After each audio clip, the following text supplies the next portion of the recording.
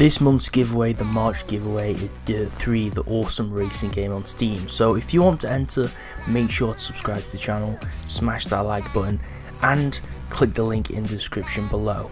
Also make sure to click in the comment section and drop your opinion on the video. The link in the description and the comments allows you to enter the giveaway.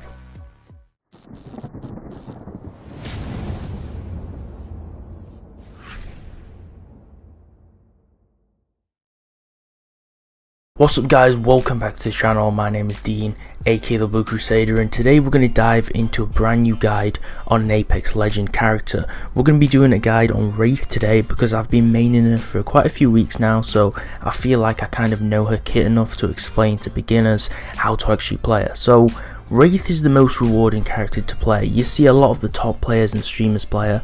I'm sure you've jumped into games where you see people with 1,000, 2,000, sometimes anywhere up to 10,000 kills as Wraith. A lot of the streamers who play a lot of hours each day, they have tons of kills as this character, and it's probably the most frequently played right now. Even with the implementation of Octane and the new Battle Pass update, I'm pretty sure Wraith is probably still the most played character.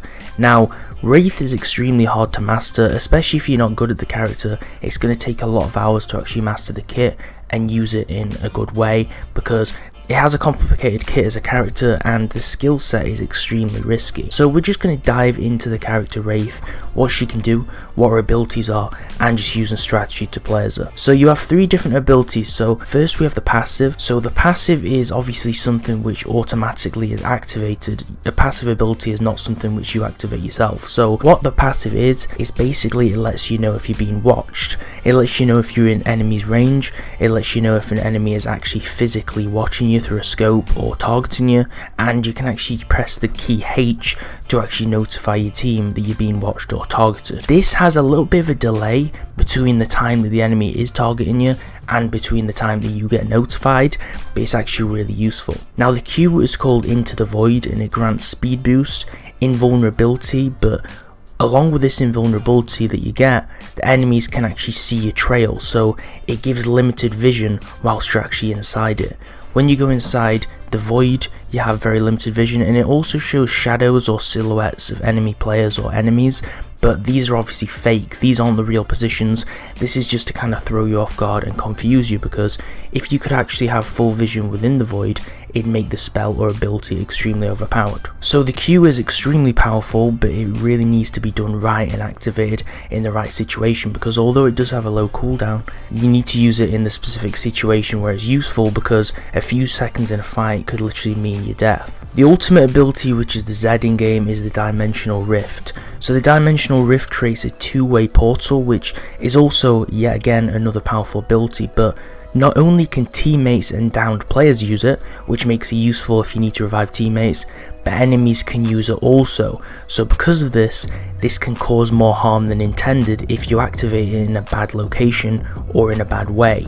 Obviously, if you activate it right next to enemies when you're on low HP to exit a fight, if you will, then the enemies can easily chase you down through the portal. So it's really not advised to activate this just anywhere. You kind of need to put some thought into the strategy when using the Dimensional Rift. It can also be used to make out plays, especially you can use it along with your Q to track down enemies. If enemies are low, alternatively you can use it to basically zap all your teammates into one position, or use it to scatter around and spread. It has a 60-second cooldown to actually use this ultimate though, so make sure you use it right. Now the portal can be placed next to downed teammates like I just touched on a few seconds ago to get them out of a bad situation.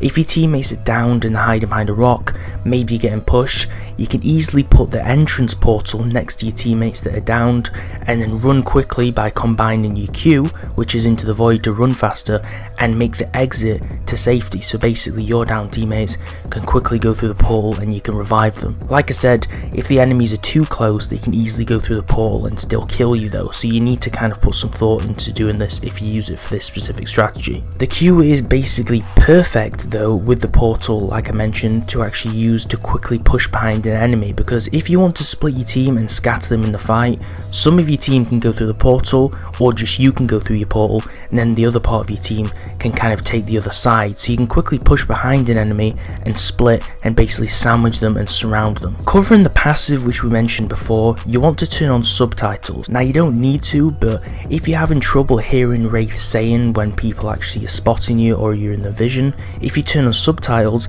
it can actually make hearing or seeing this passive a lot more easier, mainly because it displays on the screen. You need to be aware that the passive can only ping once every 10 seconds, so if a team has you in your vision, it will notify you, but it won't notify you for another 10 seconds, for an example, if another team is actually watching you as well. Now the passive can detect if someone has you in the vision, even if you're not being specifically aimed at, which can be useful as well, and it has a pretty decent range to it.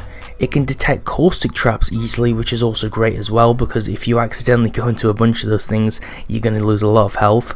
But remember, just shooting the bottom of these traps can easily erase them as well, so if you do use your passive to detect them, it can be easier just to use this as a method to kind of get them out of the way. So you just want to use your Q and Z abilities as a combination just to run faster, and use this to quickly place portals to get in and out of a fight.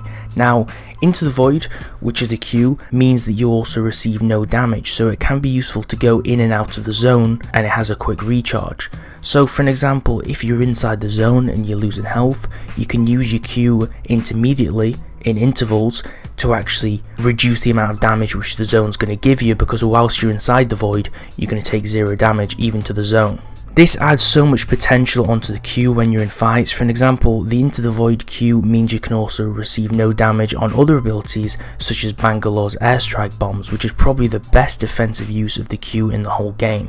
Obviously Bangalore's bombs, if they hit your team directly, they can cause tons of damage, so you really don't want to be in the middle of this. If you time it perfectly, when the bombs are either going to explode or when you're on the edge of them just to get out of the way, you can completely dodge them, or if you're in the middle of them, like I said, if you do time it perfectly, you won't take any damage. You need to note though that whilst you're in the Q form, you cannot actually use doors, you can't heal, you can't enter portals, you can't revive or shoot. You basically can't do anything that requires interactivity when you're in the Q form, because like I said, it'd make you really overpowered. Wraith is a really aggressive champion though, and she has a high risk to high reward type of gameplay, so it will take a lot of hours to actually practice all these methods, get used to the kit, and deploy it basically in the best situations. So you want to use all these tips together and you want to practice, but along with being a high risk character, you kind of need to have a pretty decent aim when playing Wraith, because she can kind of get in and out of fights, but like I said, there is cooldowns to these abilities and you can kind of get lost in sticky situations. So I would recommend also practicing your aim. Like I said, you can use the training mode for this, you can use aim trainers. I do have a specific video on training your aim, and we can kind of move on to loadouts as well, because each character have different loadouts which kind of work for them. I guess you can kind of use any loadout on any character, but for Wraith I would really recommend a few different great loadouts. So first of all, the R99 SMG is really strong right now. That uses light ammo, and light ammo is pretty good against shield. The R99 is really good if you stack it with lots of attachments, especially the purple level 3 extended mag, because at the start it barely has any ammo, so it's going to be pretty weak. But if you do get a few attachments to it, it's going to be really strong, especially if you couple the R99 with a digital threat scope so you can shoot through smoke grenades or have enemy targets in close range. That's also really powerful. Along with the R99, accompanying it with the wingman is also great as well, especially if you're a good aim. The wingman's kind of tricky to get used to, especially after they nerfed it, but if you can kind of aim decent, the wingman can be kind of good, and it's still decent at hip firing.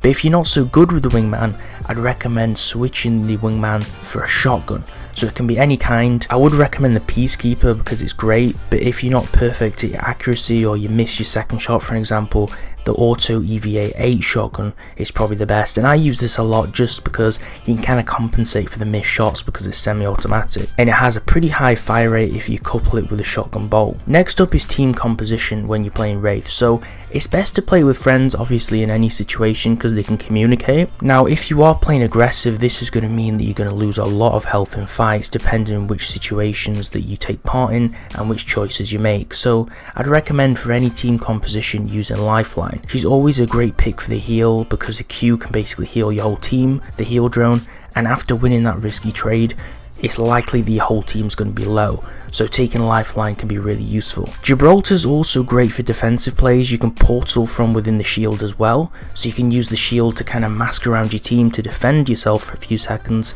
and then you can use this to get in or out of the fight with a portal and Q. Most people are going to think that you'll be staying within the shield, so you can kind of use this shield as a distraction as well when you portal out, because they'll still think you're within the shield. So if you thought these tips were really helpful, then make sure to employ them into your gameplay and get better as Wraith. I hope these tips were useful. If they were, smash the like button and make sure to subscribe, and drop a comment below which legend you want me to cover next. I have played all the legends to a certain degree, but there's a few that I'm obviously better at, so I'll probably end up making a Pathfinder guide and an Octane guide next. But if you want to see more guides and tips on Apex, then definitely make sure to subscribe. You can also enter the giveaway in the description and comments below. We're giving away Dirt 3 this month, the Steam game, which is a racing game. So good luck with the giveaway, thanks for watching, and I'll see you next time.